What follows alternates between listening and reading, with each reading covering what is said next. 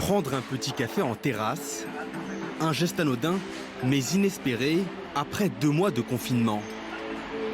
C'est désormais possible dès aujourd'hui en Espagne. Dans la péninsule, le nombre de morts quotidiens baisse depuis plusieurs jours, suffisamment pour débuter le déconfinement.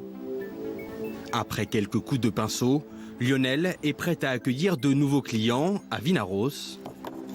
Il a dû limiter la capacité d'accueil de sa terrasse et fait un saut dans l'inconnu. Nous respectons les distances entre les tables. On désinfecte et nettoie tout. Nous avons acheté tout ce dont nous avons besoin pour redémarrer. On est optimiste, on verra si les gens reviennent sur nos terrasses. Mais en Espagne, le déconfinement se fait à 2 vitesses. À Madrid, comme à Barcelone, le taux de contagion du Covid-19 est toujours trop élevé. Les habitants vont donc devoir patienter avant de retrouver une vie sociale. Relativement épargnée par l'épidémie, avec 2716 cas positifs et 151 décès, la Grèce a débuté son déconfinement il y a une semaine. Après les librairies et les coiffeurs, c'est au tour des magasins de lever leurs rideaux avec de nouvelles habitudes. Il y a une certaine appréhension parce que c'est une situation sans précédent. Mais nous avons pris les mesures appropriées. Nettoyer tout le magasin pendant plusieurs jours, désinfecter tous les vêtements. Nous portons des masques. Nous nous sentons en sécurité et sommes optimistes. Tout se passera bien. Très affectés par le confinement, les magasins ont un besoin urgent de clients.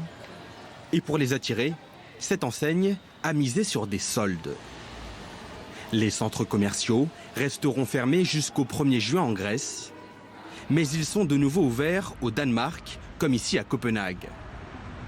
Près d'1 mois après les écoles, le gouvernement accélère le rythme du déconfinement. Prochaine étape, le 18 mai pour les collèges, les restaurants et les lieux de culte. Malgré un léger rebond du nombre de contaminations ce week-end, l'Allemagne poursuit son retour à la vie normale.